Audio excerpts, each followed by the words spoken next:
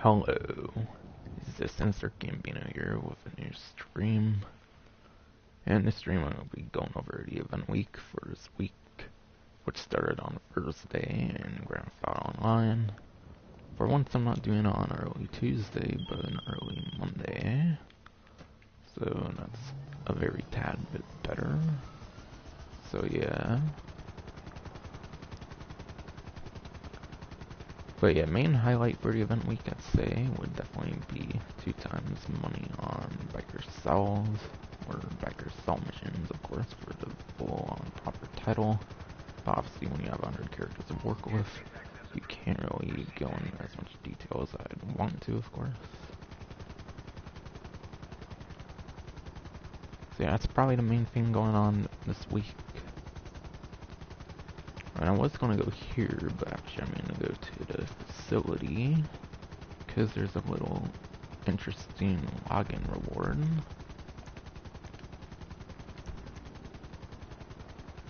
But yeah, there's a new Skulls delivery for the thruster. Skull delivery itself is probably not new, it's probably one that's been on vehicles before. But yeah, there's a new delivery on the thruster, so might as well check it out. Not sure why they did this, but whatever, I'll take it. Cool to see another vehicle free in the game, for sure. Because I'm pretty sure the thruster doesn't really have much interesting liveries, actually, and I don't know if it's going to get destroyed, but whatever.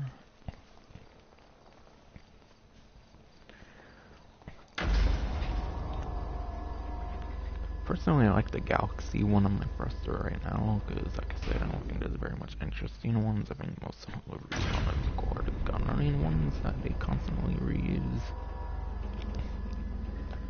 But yeah, I see the skull one being one of the more interesting ones for it, for sure. I'm definitely glad the thruster got another livery. Because certain weaponized vehicles have very disappointing liveries, for sure.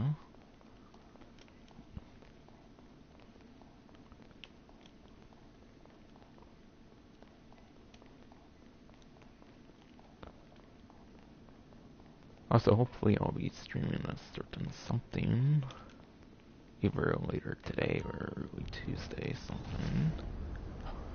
something that I've probably been meaning to do for the last 10-11 months, continue. I've done like one part of it, but I haven't really done it since. I'd be done a casino heist. And really only care to do one attempt of it anyways, or whatever. There's so many like approaches and all. I probably wouldn't stream all of them, but yeah.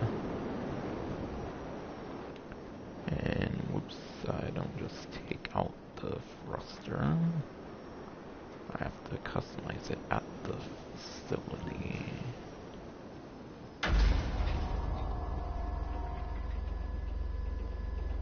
Should notice actually, because I did do a review on this vehicle actually.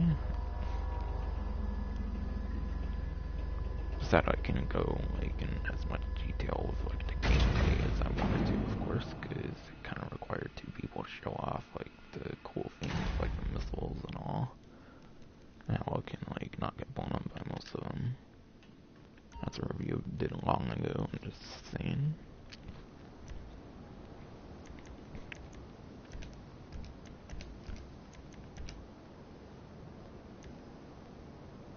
But yeah, here's the new livery here, Skulls. But yeah, like I said, probably one that's been on other vehicles in the past, just one that's been added onto this vehicle as of this current event week. So if you really want this livery, definitely go on at least once this event week. And I do these streams, in fact, because it's the reason I keep it on for a week. Yes, that's for the Galaxy and Skull Tees, it's pretty much all like Christmas liveries and running liveries. So yeah, definitely one of the more exciting ones, I'd say. But yeah, I'm just gonna keep my Galaxy one, actually.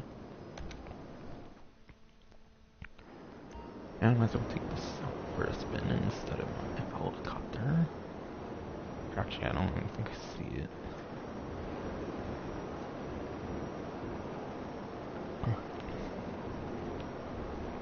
Because, yeah, sadly, it did not have a very good landing, to say the least.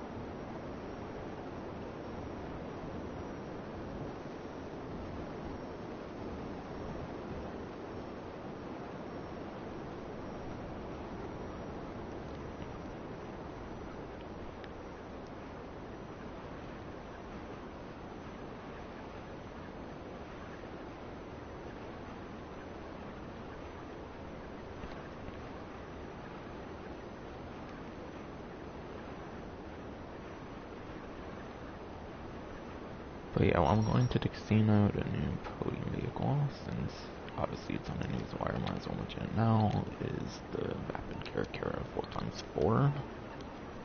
That was the 6x6, but sadly it's the 4x4, which is the non-weaponized version. The reason if I was 6x6, because there's actually like the target assault races on 3x on the RP, and I felt it would have actually made sense. Because it would have been an easy way to actually get that vehicle. Especially for those Egypt system and all.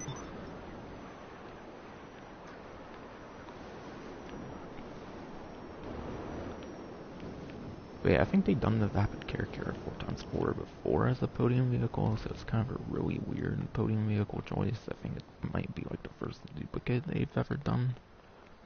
Or maybe they've done like one other duplicate before, but there's not very many times where they do duplicate podium vehicles. I could definitely recall, I feel there was a time where they did the Caracara 4x4 before.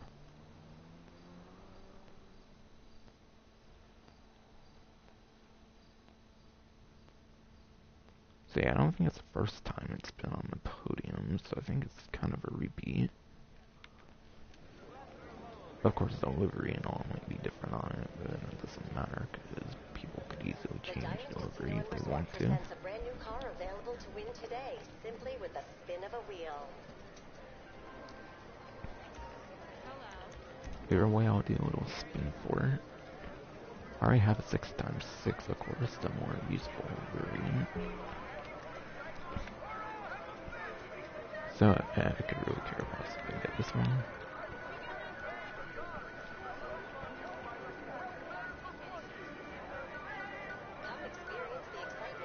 Damn it.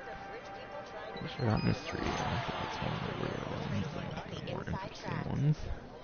Then again, mystery is some of the worst rewards you could possibly get, so it all depends on luck, I guess. But yeah, like I said, in Caracara 4x4, not the actual useful 6x6. Not to say it's not good in a racing situation, but still, definitely when there is a more useful one.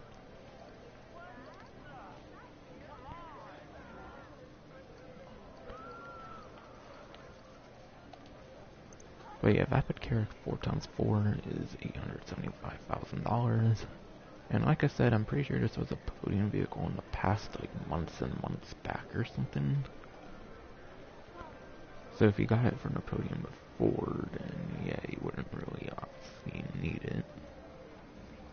But yeah, if you add delivery, of course, that'd probably be like another 20,000 at most. And that's if you keep delivery that it comes with. So that would just be like 895 at highest, I'd imagine. But yeah, now to go into the lap time and top speed of the vehicle. And credit for lap time top speed will go to roughly 1322. And that's where I'll be getting all the lap times and top speeds through his like spreadsheet or whatever. So I'm guessing it's an off-road class or something. Alright, yes, Caracara 4x4 is the off-roads class as I expected. But yeah, for a lap time for the Caracara 4x4, you're getting 13th place. And yes, that does not include non-raceable options, because they're pretty much all listed at bottom of the spreadsheet for like the individual classes, so they don't really interfere with them. And then you're getting 12th place for top speed for the Vapid Kira 4x4. So one placement better for top speed than lap time. And it's like just under the top 10, which isn't really that bad necessarily. It's not anywhere near the worst. Obviously, you might as well like have a top 10 or like top 5, or especially like a top 3 option for the off-road class. So really, you're only really going to want it for the customizations. I'd much rather recommend obviously a 6x6 that is the machine gun.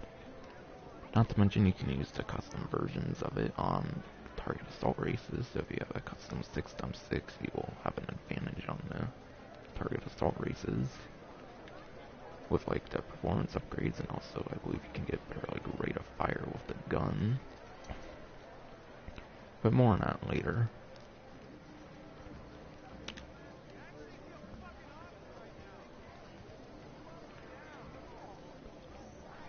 But it's okay, but not great. And like I said, I believe it was a podium vehicle in the past. Not necessarily this update. I don't think this update had it as a podium vehicle. I mean, like the previous DLC at some point had it as a podium vehicle. I definitely remember having that as the podium vehicle before.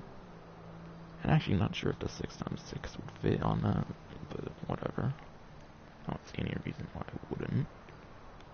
They've done like the half track and shit before.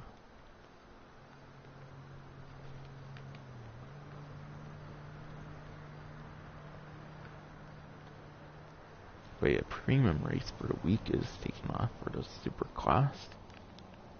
And since I usually talk about the super class on the regular time trials, I'll be talking about it there. Speaking of the regular time trial, regular time trial for the week is Up Chiliad, not to be confused with Down Chiliad. I believe, in fact, Up Chiliad ends where like Down Chiliad starts, so if you remember where that one starts, that's where that one ends. And yeah, that one's very off-road, so you might want to consider off-road tires on whatever you use. That could definitely mix up the vehicle options on that one for sure. That could be good. But I'll only be talking about the top 3 regardless for motorcycles and supercars. Actually, something like a Sanchez and whatnot could be nice as well.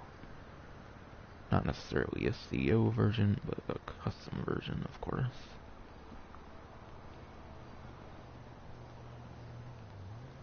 So yeah, I'll talk about motorcycles and supercars. I'll talk about supercars first, since, yeah, that's for premium races as well.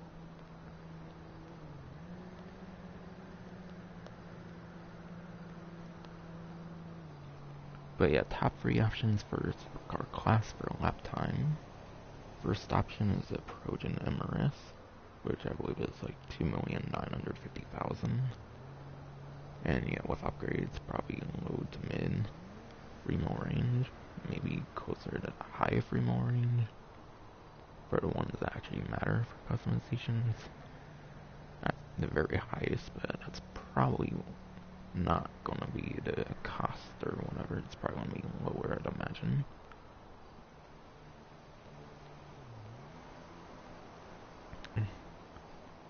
But yeah, Progen MRS is first for the supercar class for a lap time. Second place for a lap time in the supercar class is the Benefactor Krieger. Assuming that's the right manufacturer, if I recall. And that one I'm pretty sure is 2,750,000, so I think there's a 200,000 difference. So cost-wise, there's not too big of a difference between the top 3 options actually, so it's pretty balanced in terms of cost, I'd say, for a lap time. So you honestly might as well go first place, since it's only probably like 400,000 more than second then third place, and then 200,000 more than second place. And then, yeah, third place for the supercar class is S80RR. Not entirely sure which manufacturer makes that one, but it's the one-seater supercar from the Dino Casino and Resort DLC, which all three of those vehicles for the top three for lap time are from the Dino Casino and Resort DLC. So you'll find all three of those for the top three for lap time pretty close to each other in Legendary Motorsports. So it should be really easy to find those vehicles. And yeah, I believe that one's like 2.5 mil or something. So yeah, I'm pretty sure the costs on those all are pretty balanced. So you honestly might as well go first place rather than third. It's just not that much of a cost difference.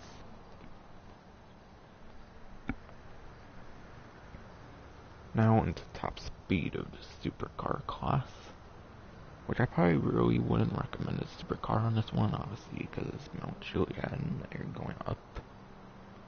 And obviously you're not going to have as wide of a road as like a highway or anything. But just in case, I'm mentioning them anyways. And also, of course, there's that premium race. But yeah, first place for supercar class for top speed is the P-Fister 811. That one's 1,145,000, I'm pretty sure exactly. And yeah, of course, going back to customizations, I would imagine those numbers I mentioned could be pretty similar. It's minus like 200 and 400,000 as I mentioned for number 2 and number 3 for lap time. But yeah, with customizations for P-Fister 811, it'd probably be in the mid to high 1 mil range at highest. However, probably less than that if you only go for modifications that actually affect performance. And then, yeah, second place for top speed for the supercar class is the Devastate 8. Principe Devastate or something. I'm not really too sure what the manufacturer is on that one, but whatever. Devastate 8's like a $1.7, $1.8 million supercar from the Doomsday Heist DLC, I'm pretty sure. So like late 2017. P-Fister 811 is from Finance and Felony from like mid 2016, by the way, I think. So yeah, for those two, you'll both have to. For both of those, you'll have to go more down on the site and not see any of the lap time options. But yeah, it's more expensive than number 1 for top speed, so you might as well go with P-Fister 811 over the Devastate 8.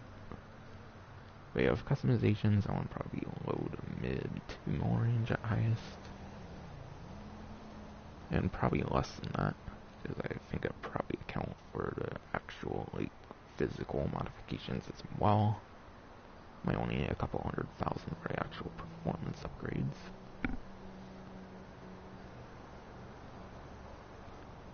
And then, yeah, third place for top speed for the supercar class is the Banjo 900R. And that one's interesting because it's not on a website. You have to get the regular Banshee, which is a sports car, then you have to upgrade it at Benny's. So yeah, it's a sport car that turns into a supercar. That's how you get the Banshee 900R.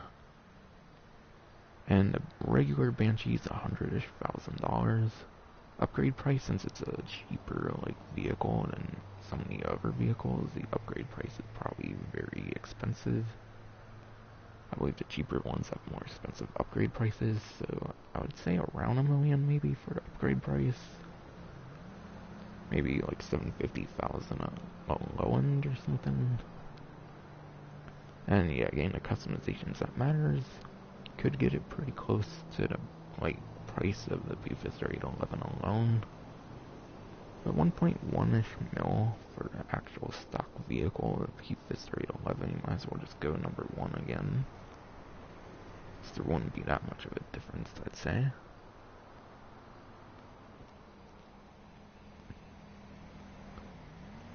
But yeah, that's top 3 options for the supercar class for top speed.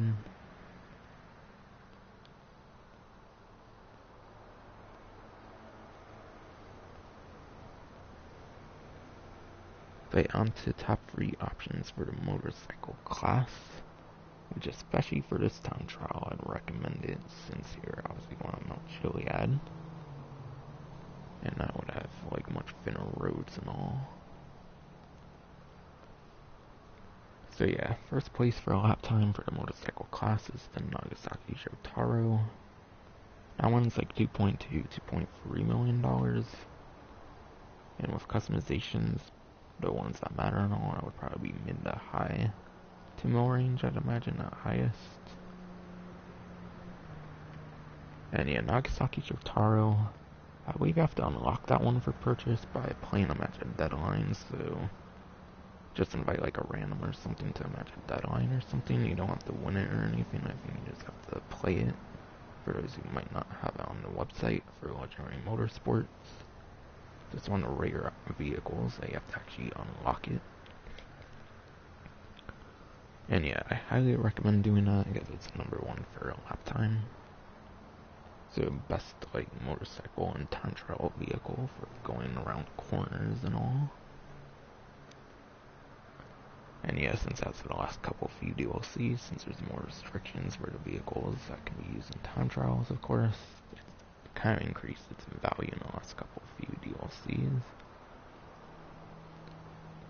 And now when you can lean forward or backwards with the stick for the best possible speed, I believe it's the only one that works that way. So whatever one's more convenient. And yes, second place for lap time for the motorcycle class is the Hakuchou Drag. Hakuchou Drag's like 800, 900,000. Customizations probably low to mid 1 mil range for the performance upgrades at the highest. And now when you have to lean backwards with the stick for the best possible speed, as if you're doing a stoppie, or not backwards, but forward with the stick, as if you're doing a stoppie. 1 or 2 motorcycles, I believe, that work that way. However, one I believe is the Nightblade, but it's not really a competitive option, I'm pretty sure. But yeah, it's actually a vehicle you have to lean forward with the stick for best possible speed, because it's a drag motorcycle, can't really wheelie with it. I'm imagining it would be why.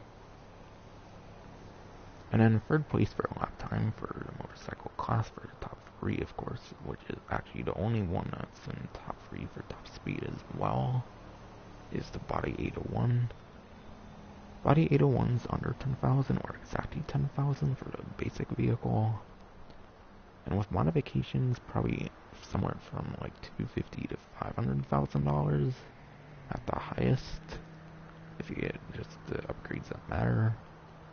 And yeah, for some reason you want the RR instead of regular, I would imagine they'd have the same performance. So yeah, very affordable one, and also the only one with top 3 for a lap time that's also top speed, top 3 as well. And yeah, that one you have to lean backwards with the stick, same with the like top 3 options for top speed. You have to lean backwards with the sticks for those for the best possible speed, as if you're doing a wheelie, as most motorcycles work in the game, besides for the 3 mentioned before. And then on to top speed of the motorcycle class, first option for top speed is the BF400. And that one's actually pretty good for off-road racing as well. So if you do a lot of off-road races, the BF400 is absolutely worth picking up.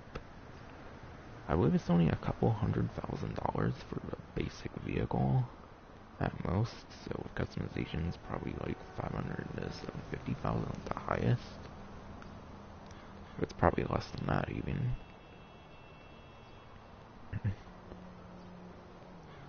And yeah, BF400, I think, since it's actually like usable enough road races, it's actually going to be a very good option, particularly for this one, obviously being on a mountain and all.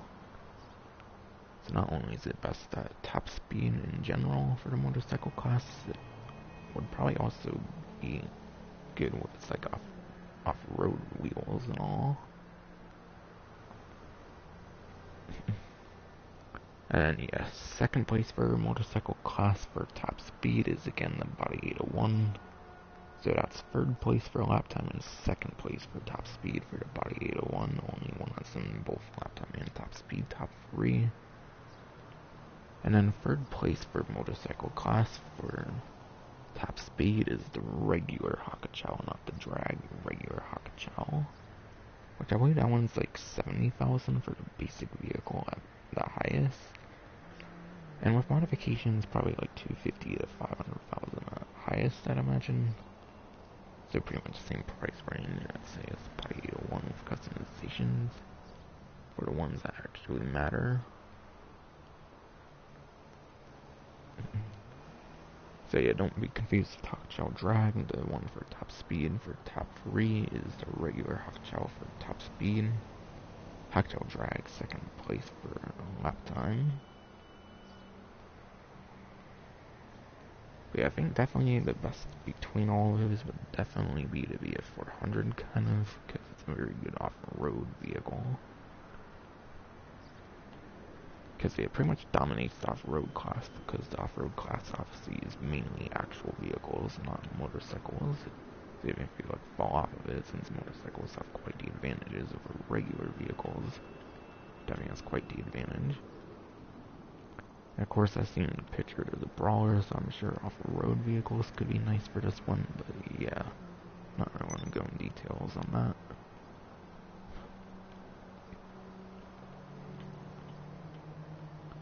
And then, yeah, RC Bandito time trial for the week is a little Seoul Park or a little Seoul Park or something. But yeah, I don't have an RC Bandito time trial for this one yet. Haven't done any parts for my RC Bandito time trial guides for the longest time. Because quite frankly, they're boring to make and they're kind of hard to even think of much to say on. Like, time trials obviously are designed for you to fail them multiple times and to learn, like, as you fail, like, what to improve on and all. So really just constantly race on it over and over, and I'm sure people would easily get the hang of it.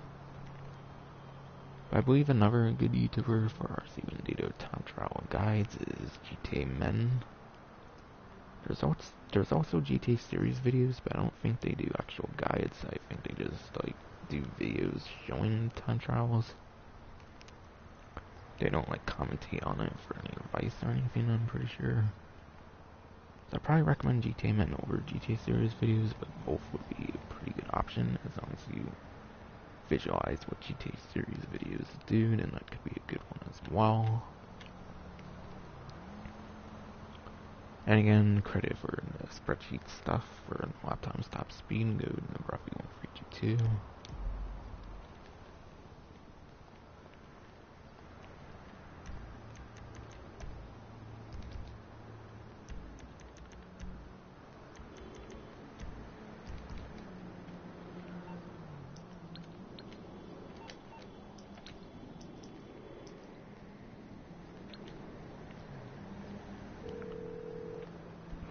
And like I typically do, I'm gonna go into Vigilante.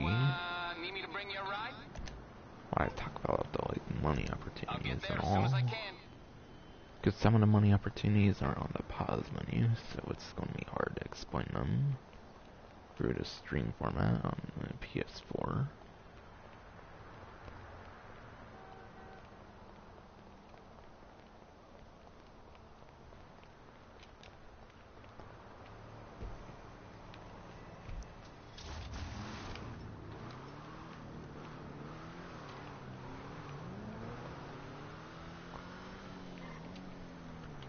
But yeah, right now I suppose I'll check to make sure that my audio is working. Pretty sure I saw my character's mouth move, so I'm sure it is, but just in case. Alright, good.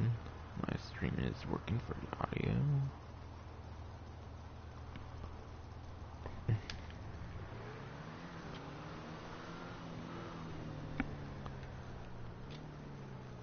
But yeah, now I'll talk about the money opportunities.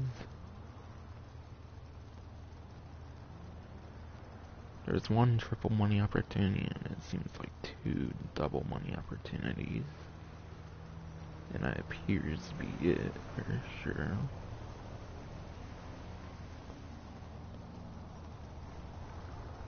But yeah, I'll talk about the one on the pause menu first. Then there's two that are not on the pause menu and are in free mode.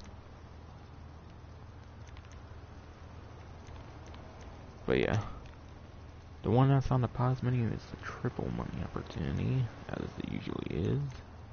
And it's 3 times money RP on target assault. And yeah, there's 7 different ones. And the ones you want to do depends on which ones have like custom versions and all, and what vehicles you like the custom ones of. So yeah, as I was saying about the Vapid Carrera 6x6, if you have a custom version of that, you can actually use it in Target Assault 1. So you'll have an advantage over other players who don't have custom versions. So yeah, Target Assault lets you use custom vehicles if that setting is on, assuming the person hosting didn't turn it off. Or of course, if you're a host, of course, you can decide to have custom versions allowed or not. Over here, I'm pretty sure the default setting is that it's on. So yeah, advice for Target Assault 1 is that like custom Carrera 6x6. Target Assault 2 uses the turreted limo, which I'm pretty sure cannot be customized. I think it's purely a Pegasus vehicle, which means it cannot be customized. It's not like the Insurgent and Technical, where you can like turn them to custom versions. Turreted limo is purely a vehicle used for Pegasus or even the CEO menu. So yeah, there's no like customization advantage you can get off of this one. Target Assault 3 uses the Technical Aqua, which again is like one of the 5 like import-export vehicles you can actually customize in the game. So yeah, since you can customize it, of course, if you have a custom version, you'll have an advantage over other players. So that's one of the better ones to play on as well. Target Assault 4 uses the Barrage, I'm pretty sure that is. And the Barrage, of course, is a vehicle you can customize, so again, that's one you can get an advantage on if you have a custom version. Target Assault 5 uses the Insurgent Pickup Custom, I'm pretty sure. I don't think it's the regular one, I think it's the custom version of the Insurgent Pickup. So yeah, you can customize the custom version, so surely you can use those on it, depending on the setting that the host has.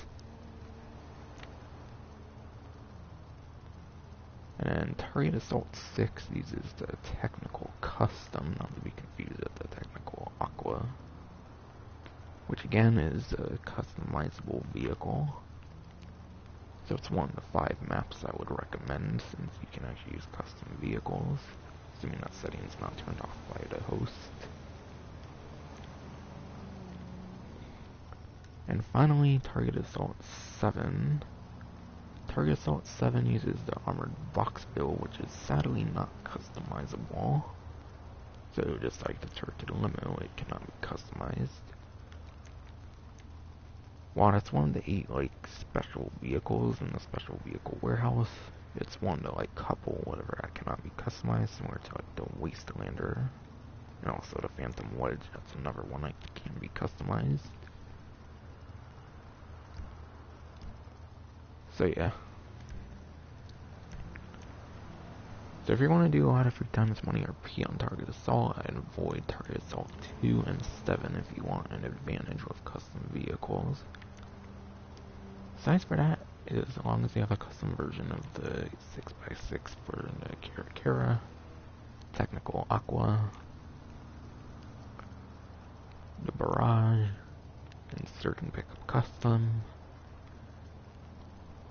and then the Technical Custom, if you have custom versions of those 5, then definitely prioritize those maps.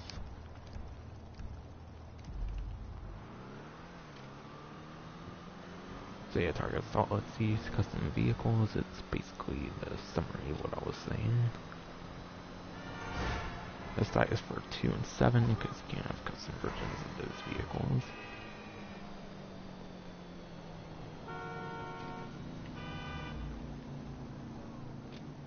But your last two money opportunities are not on the pause menu and are instead on free mode, so we talked about them.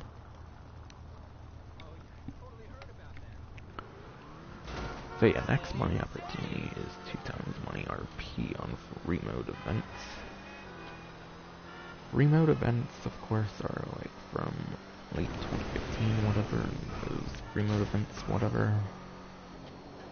And those are ones like Hunt the Beast, Criminal Damage, and then there's like the air checkpoints, stuff like that.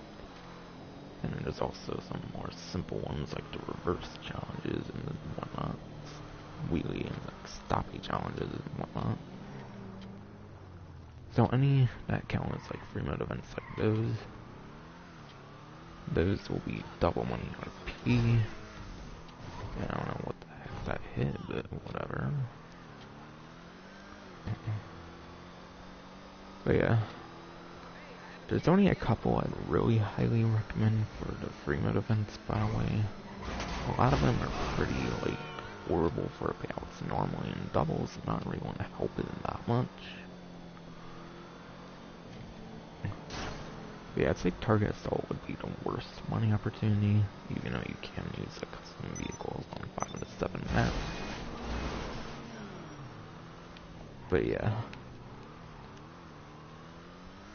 The free mode event that I say benefits the most in general and also with double or triple money would be Criminal Damage. Criminal Damage, you have to destroy a bunch of like vehicles and stuff to gain a lot of like money worth of property damage. And there's a really easy method for that one.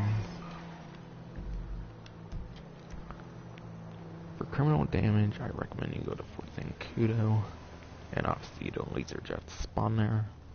They don't disable the spawning of the laser jets during Criminal Damage, so just destroy like every laser jet you see, and obviously you just go back and forth between, and more will spawn.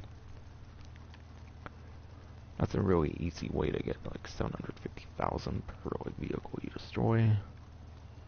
Also, of course, every like 2 minutes you can open up the CO menu to spawn a like Buzzard or a Havoc. Probably any helicopter would probably be the most valuable one between the CO vehicles. So I recommend mixing that in as well.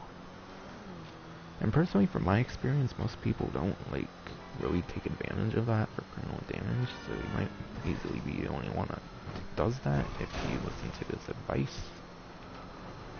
But yeah, it's a very easy way to do Criminal Damage, which I believe is normally $30,000 and would be $60,000 with double money, so that's a very easy way to get $60,000. Another one of the better ones is Hunt the Beast. That one you have to collect like 10 checkpoints or something. And I believe like every checkpoint you collect, you have like 10 seconds of visibility or something. So it is one that like someone can kill you and then get the money instead or whatever. That's kind of not a very good one in that regard. But if you're good at that mode, then definitely one to take advantage of for sure. For those who actually want to hunt the beast, I believe you can go on like the player menu and you can see like who's the beast or whatever. That way you can see like what player name for like your PSN and stuff like that are actually the beast. So you can go through the player menu if you want to be cheap with that. That could be an easy way to take people's money. And yeah, highest I believe that goes to 60,000. I think that one depends on like the checkpoints and stuff like that, how many were done and stuff. Whereas Criminal Damage, you're pretty much guaranteed 60,000.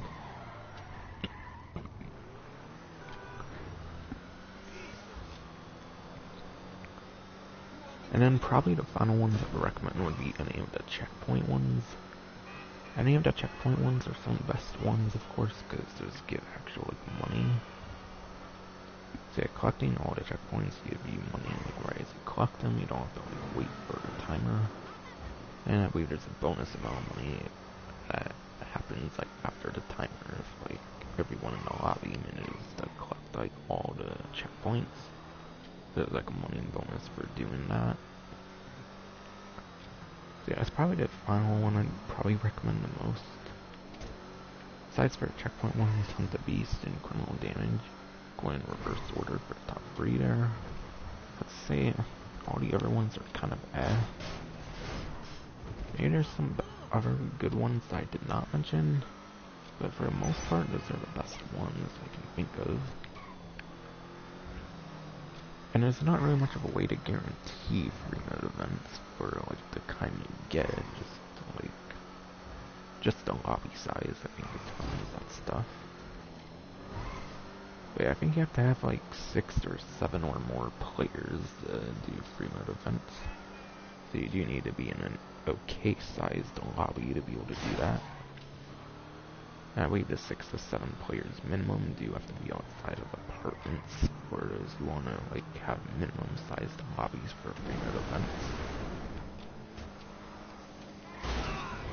And finally, last but not least, biker cell missions. Biker cell missions would definitely be the best money opportunity.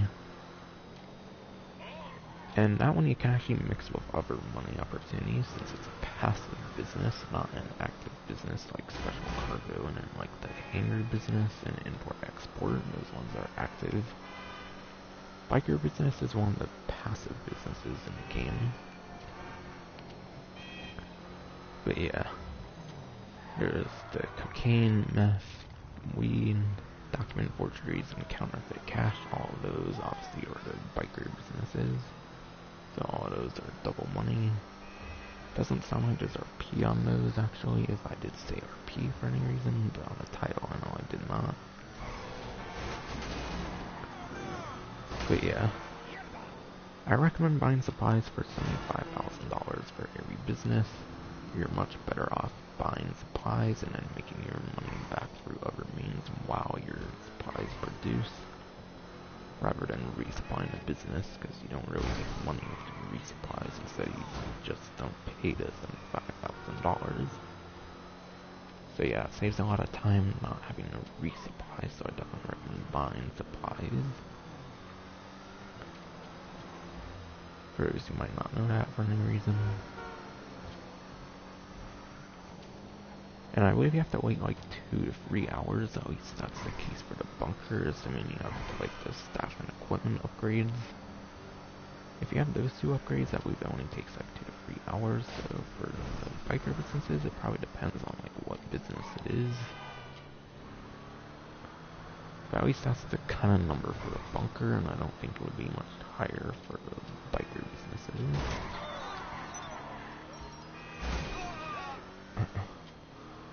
And yeah, while it is a very good set of businesses for the biker businesses, they're not very solo friendly. It's very rare you would get a solo friendly like biker cell mission. You're most likely going to get cell missions for like 2 and 3 vehicles. So I do recommend you have a friend on or something like that if you do intend to do a lot of biker cell missions. It's much better to do those with a group compared to bunker, where as long as you buy just one thing of supplies, you're pretty much guaranteed a solo friendly business. Cell mission, which isn't really the case for biker cell missions. No matter how much you buy, I'm pretty sure you're pretty much always guaranteed to have like 2 to 3 vehicles for the most part. And not to mention, a couple of the best like biker cell missions aren't even in the game anymore because of like glitches or something. Like I believe the duffel bag ones aren't in the game anymore, and then maybe the one with like the packer might not be in the game as well, as of the like previous DLC or something. And I'm pretty sure it didn't come back with the current DLC. From what I heard, those cell missions did not come back in the game. So yeah, obviously the strategy depends on the cell mission. But yeah, I really don't recommend doing them if you're a lone wolf player. I'd only recommend it if you have at least one more friend. However, if you want to attempt them with being a lone wolf, I believe you can have the phone open, or at least you used to be able to. And it would prevent like the timer from showing up. But obviously once you deliver the first package, you're pretty much going to have to like get off your phone.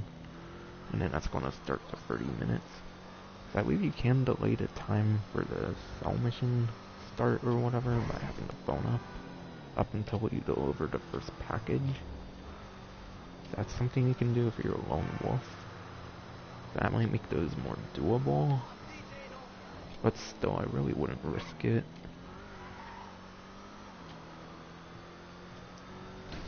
So really, I wouldn't. So if you're a lone wolf, I would definitely recommend doing the free mode events or target assault races. If you play in groups, then definitely the biker cell missions. And yeah, helping to sell biker businesses is very good as well, but I don't think there's any bonus with that, of course. It's just purely the money from the actual business, not the money that people make. That might actually be impacted by that as well, not too sure. But yeah, a combination of biker cell missions and then free mode events are the most ideal, since you can do both of those in free mode. Biker business is passive if you pay 75k for those supplies.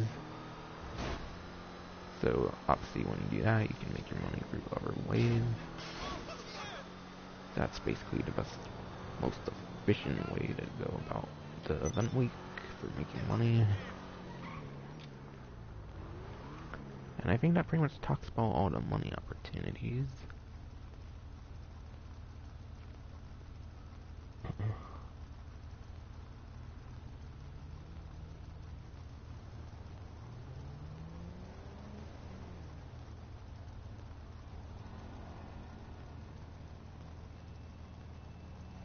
So I think there's only discounts left to cover. And I will still be talking about Prime Gaming, because I don't think I have Prime Gaming anymore. Because I didn't bother going to my family member to bother doing it again. I didn't really care to do that, to be honest. And Prime Gaming, I feel, isn't really that helpful, aside from when the DLC first comes out. That's only for GTA. I don't feel it's even that helpful for Red Dead. Like, yeah, you get one upgrade in Red Dead pretty much for free, but that's pretty much it. Not full-blown property like in GTA.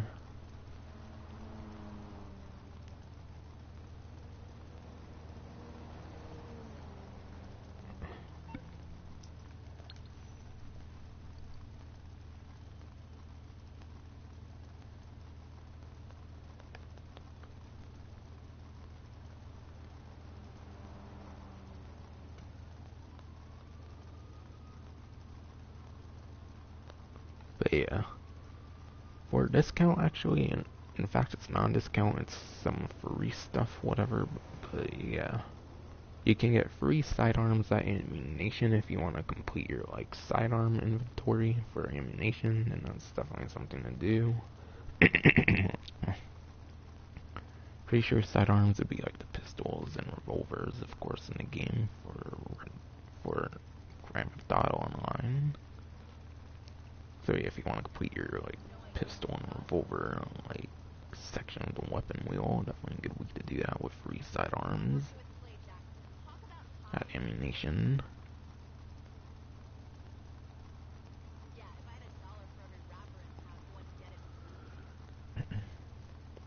Doesn't sound like there's any property discounts. Oh, actually there is, but not in the actual discount section. It listed it under the biker stall missions, 3 times my RP.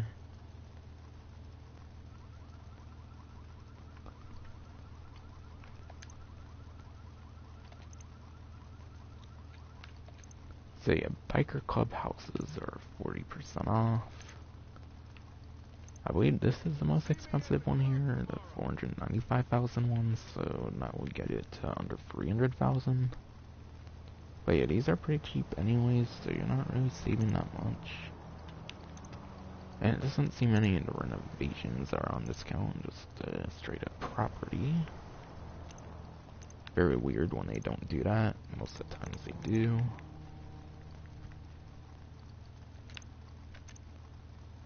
Alright, yeah, doesn't seem anything whatsoever for renovations is on discounts, just straight up property. But there's not much of the, renovations are even not worth it anyways. I don't really feel there's much of a worthy renovation in there anyways. not that big of a loss. And also biker businesses are 40% off as well. However, for that I would have to go to the clubhouse to show it off, so I'm not going to do that. So if you need a cocaine factory, the weed farm, the meth business, of course, the counterfeit cash or the document forgeries, you can get those at 40% off. So definitely a good week to get started in the businesses.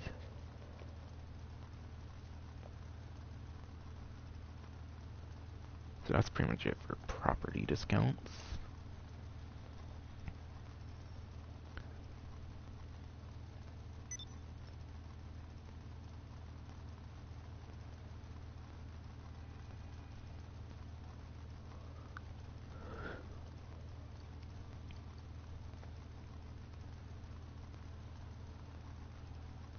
Also, for sidearms, it seems to be just pistols, so that probably wouldn't include the heavy revolver and the other revolvers. So do keep that in mind.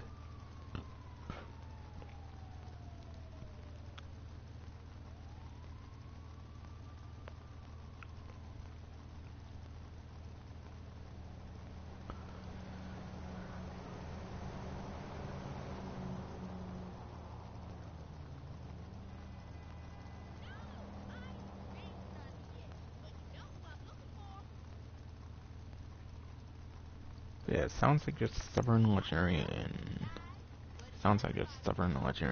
war stock have discounts.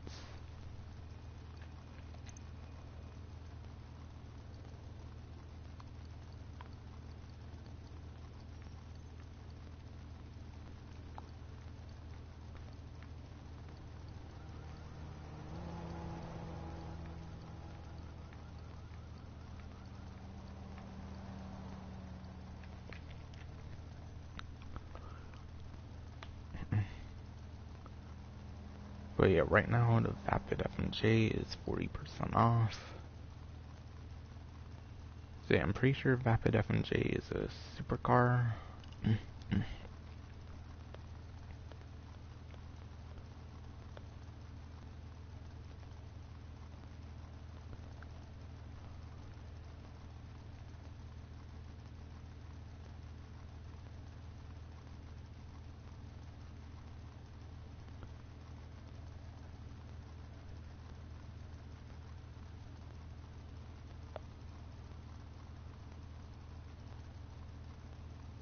But yes, the Vapid F&J is a supercar. And for lap time, it's 25th place for lap time. But yeah, 25th place for lap time is probably a little below average for lap time, so really wouldn't recommend it for lap time. And top speed for it is actually 19th place, so it's a little above average, I'd say, but yeah, not top 10 territory, not really even close. Pretty much at the bottom of the top 20, I'd say. So really for this one, you would probably want it just for customizations, not performance. And obviously it's a pretty dated vehicle. Actually, it's 1,135,000, but it was only like 10,000 off on top of all this. So yeah, pretty much just worth getting for customizations, or if you like it for personal preference reasons or something.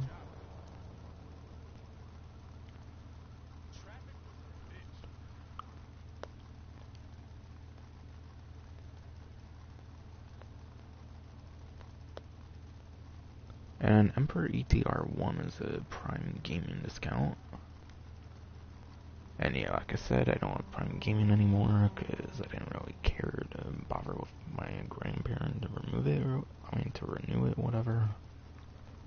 Because I benefit off of someone else's, because that's something people do and all. I don't have Prime Gaming myself, I used someone else's, whatever, because they let me, of course.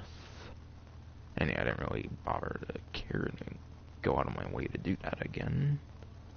Plus, yeah, I do need a reason to play this game again, rather than just getting given another, 1 million every, month, whatever. I gotta see there's 1 million for PlayStation Plus, so I'll be good without it for now. But yeah, I'd probably rather grind for the stuff I want than gain it at setting 80% off. So I actually have a reason to play the game again. But yeah, Emperor ETR 1. I believe that one's a sports car, or if not, a supercar. It's actually a supercar. I believe this has been a Prime Gaming discount as well, by the way, before. So for those at Prime Gaming before, you probably had this available unless you joined it pretty late or something.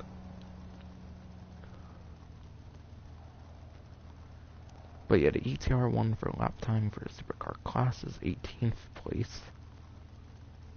So yeah, 18th place for a lap time is above average, but nowhere near top 10 territory. And then going into top speed.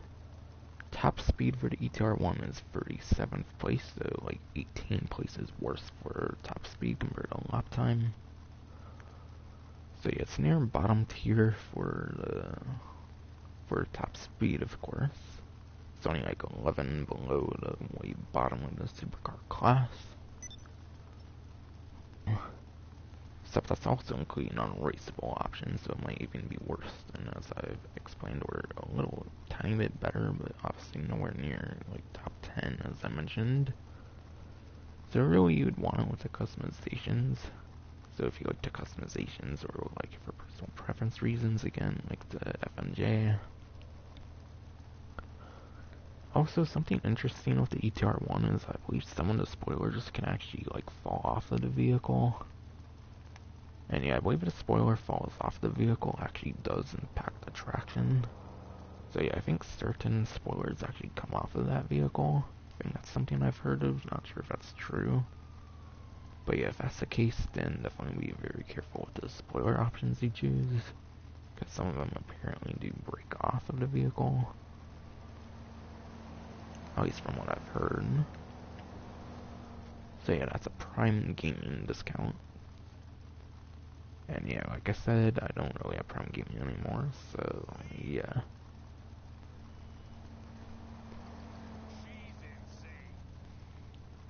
But yeah, worst stock. On to worst stock now. Probably won't talk about performance on these ones since they're actually useful vehicles.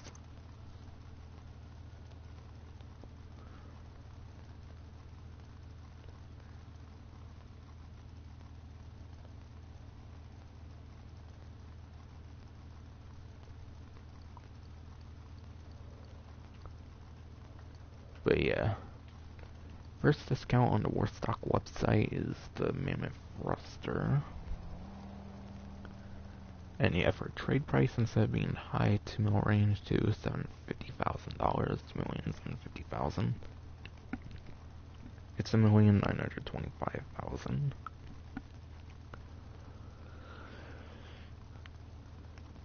So that's a $825,000 saving. And yeah, Mammoth Thruster, as I mentioned before, I do have a vehicle review and guide on it, so I'm not going to go into much detail on this one. But it's a very good PvE vehicle, not PvE.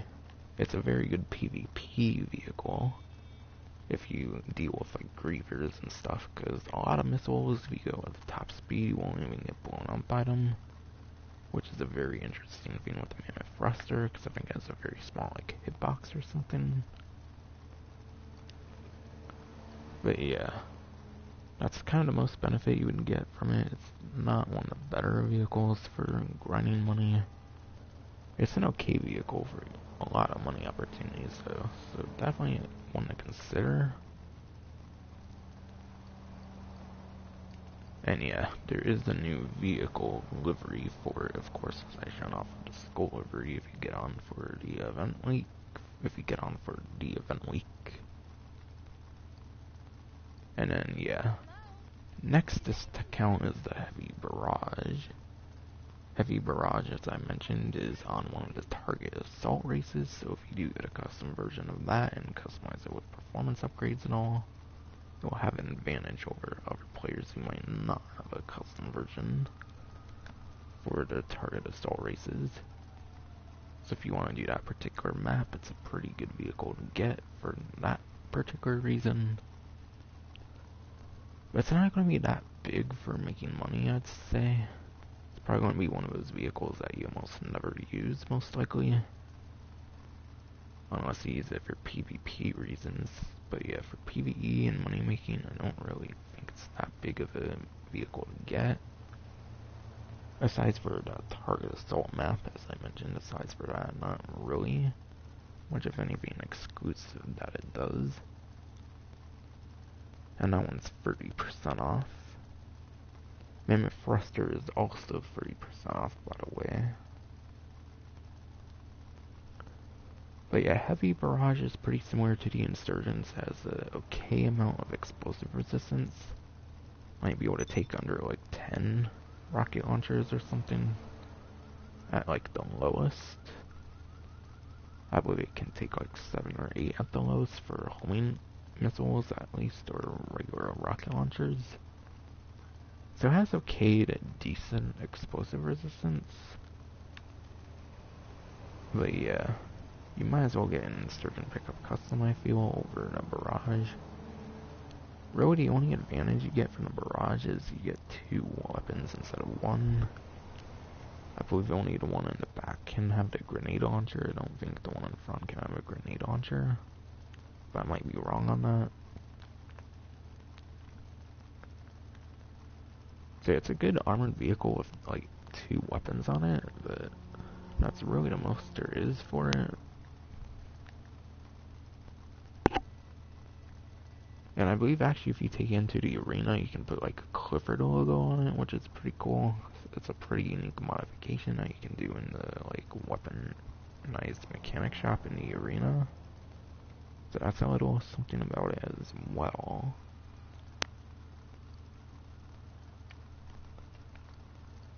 But it really is not going to do much for making money, I'd say, aside for that target assault race. Besides for that, you're probably not really going to use it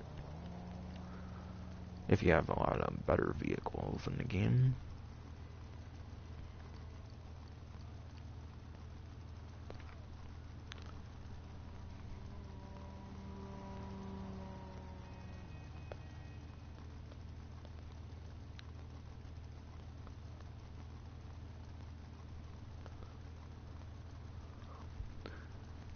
And then, yeah.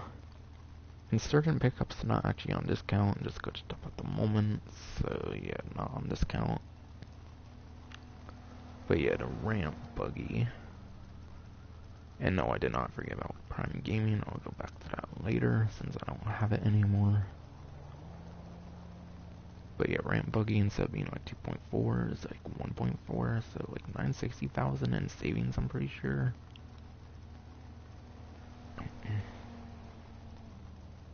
And ramp buggy is 40% off.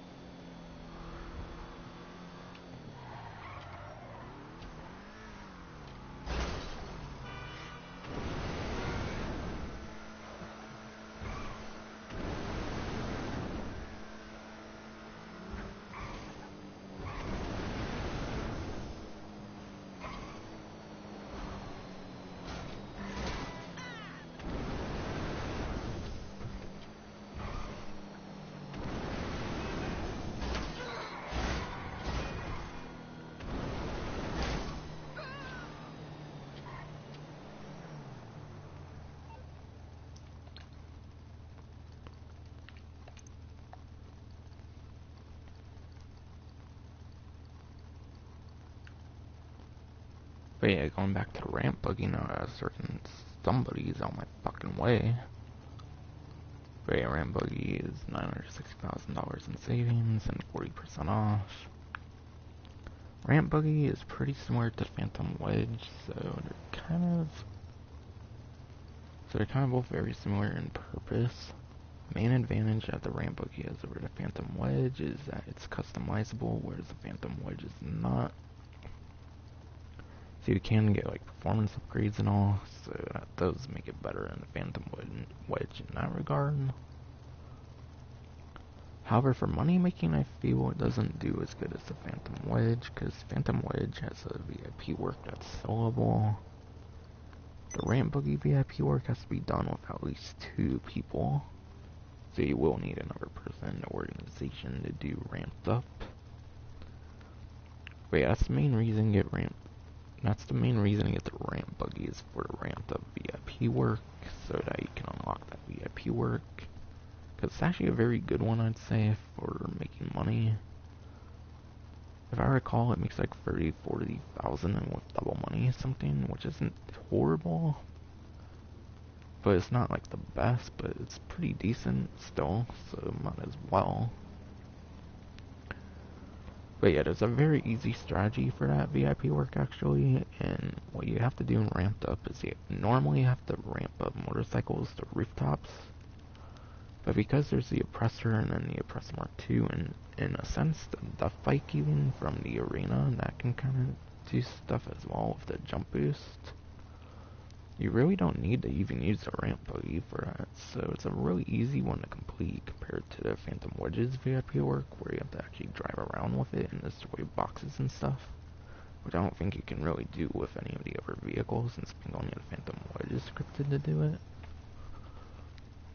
So yeah, it gives you access to a pretty decent VIP work that's really easy to do if someone on the organization has an Oppressor or Oppressor Mark II, and those two especially. Probably Mark II especially because it has the hover capabilities, whereas a regular Oppressor user would have to be pretty skillful to do that maybe. And then the Death Bike, of course, that has a jump boost, so it can't go anywhere near as high as the Oppressors can. So yeah, that's a really easy strategy for doing that VIP work. So because it's a pretty easy VIP work to do, I highly recommend getting a ramp buggy for that reason. Because it can be pretty nice for double money and RP on VIP work and whatnot. So I'd say that's the main reason to get that. And of course, after the Arena War DLC, just like the Phantom Wedge, you can ram unlimited vehicles without exploding pretty much. So that's something as well. So it's good for getting vehicles unstuck for actual like free mode use, like not like job related or making money related. And it can be helpful for letting you still make money in certain cases if for some reason like a sell vehicle gets stuck or anything. So it definitely has its uses I say are worth getting it for. Especially for grinding VIP work, it's a good vehicle to get if you play with other people. If you just play solo pretty much, then I probably wouldn't get it though. And then the Buzzard's not actually on discount, just glitched up at the moment.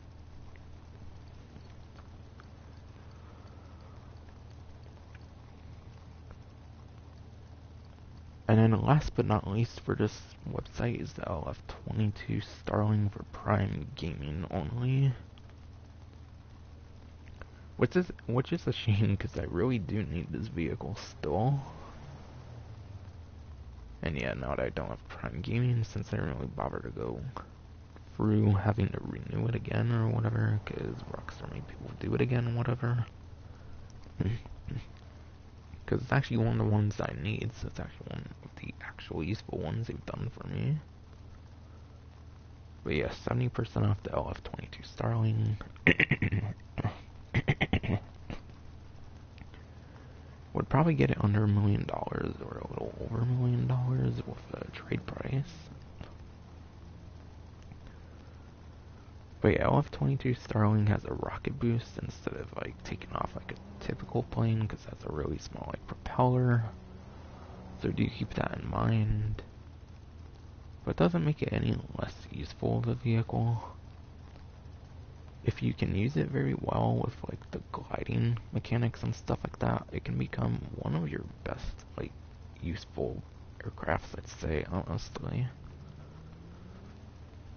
But yeah, because it's a plane, not a helicopter, you can't really land it in a lot of spots, so it kind of ruins its like money making in a sense.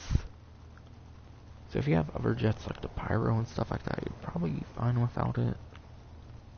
But obviously the advantage it has over the other ones is it has the rocket boost, and it has regular machine guns, and it has missiles. And the missiles are just regular tracking and all, like pretty much every other aircraft.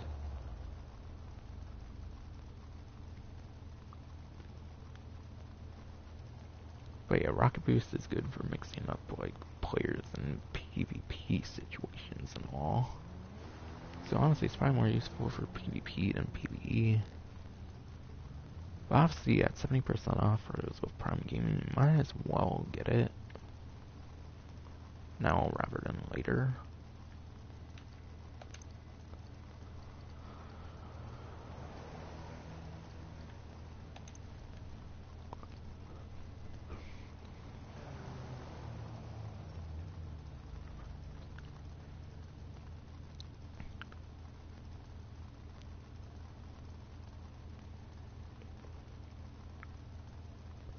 Alright, there's just 3 more discounts left, it seems, for the event week.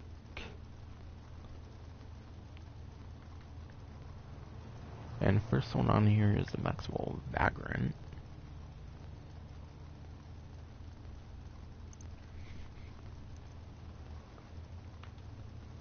But yeah, Maxwell Vagrant for the trade price is $1,162,000 right now, instead of like 1.6 mil.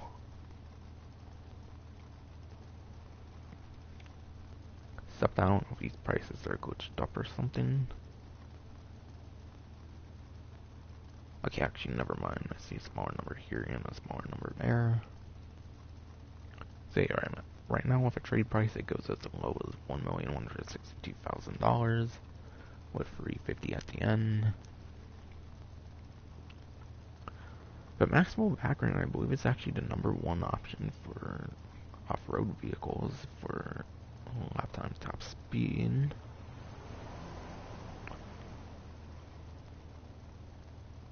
Or one of them, at least. Alright. Actually, wait. Lap time and top speed are #1 for the Vagrant for the off-road class. So yeah. If you want more of an actual off-road vehicle instead of like a BF400, it's #1 for the off-road class for lap time and top speed. However, as I mentioned earlier, of course, you can use the BF400 in off-road races. And because it's a motorcycle, it pretty much outclasses pretty much everything else in the class. So, considering that for off-road racing, there's really not too much of a point of getting this one. Unless you crash too much in the BF400 for any reason, if you're not good at driving it or something. But even if you crash with the BF400, you can do very good compared to everything else in the class, I imagine. And again, credit for the lap time top speed goes to probably 1322 for the last couple vehicles and every vehicle that I've been mentioning. So it's a very good one to get if you want the #1 for off-road, like officially, since BF400 is a motorcycle class vehicle that can be used in off-road races as well. So can't go wrong with that for sure. But you might as well just get a BF400 instead.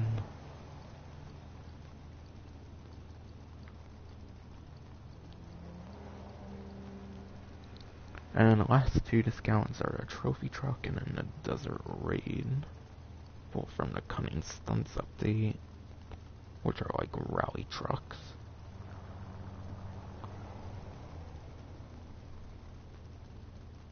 I believe those are also an off-road class.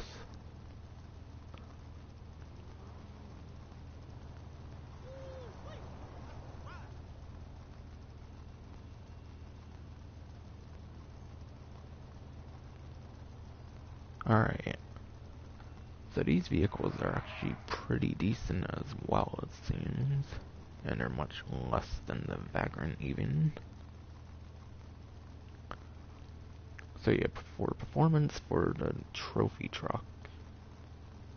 The trophy truck is 5th place for lap time for the off-road class. But again, keep in mind you can use the BF400, which pretty much outclasses everything in the actual off-road class. So yeah, it's 5th place for lap time. And then also 5th place for top speed as well, actually. So it's at the bottom of the top 5 for lap time and top speed. And being significantly cheaper than the Vagrant, you can't really go wrong with those, actually. And then for lap time and top speed for the Desert Raid. Desert Raid is 4th place for lap time, so it's actually a single placement better than the trophy truck for lap time. However, it's 1 placement below the trophy truck for top speed, being 6th place top speed. So for a Desert Raid, that's 4th place lap time, 6th place top speed.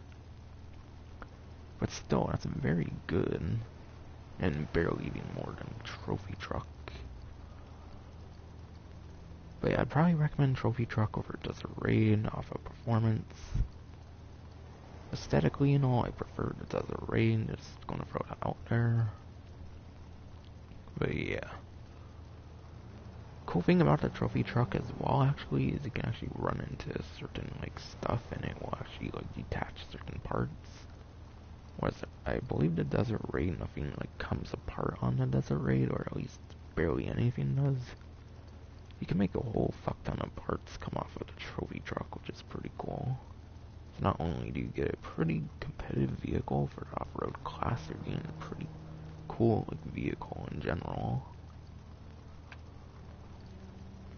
So yeah, you can't really go wrong with those ones. They're not that much, and they're still a top 5 and like top 10 in their class.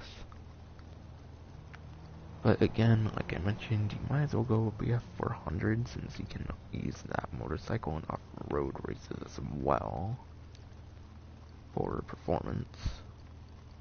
And it pretty much outclasses anything in the off-road class, the actual off-road class.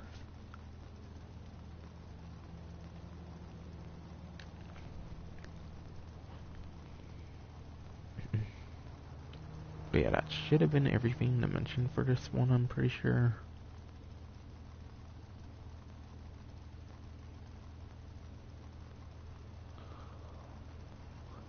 But yeah, that was all the Prime gaming discounts. And Vespucci Canales nightclub is still a Prime gaming discount, by the way. So you can still get that free nightclub property for the base price. That's something as well. So yeah, that's probably gonna be it for the stream. Hopefully later today or early Tuesday I'll be doing a Down Casino Heist stream finally again. I did part 1 like very early December, not long since the update came out. But I haven't really touched it since. And yeah, next DLC is like actual Heist DLC as well. So definitely something I need to do for sure. So maybe I'll be doing a big maybe, given my track record before with not doing that. But yeah, that's probably gonna be it for the stream. Hope you enjoyed. And if I don't, then Reddit on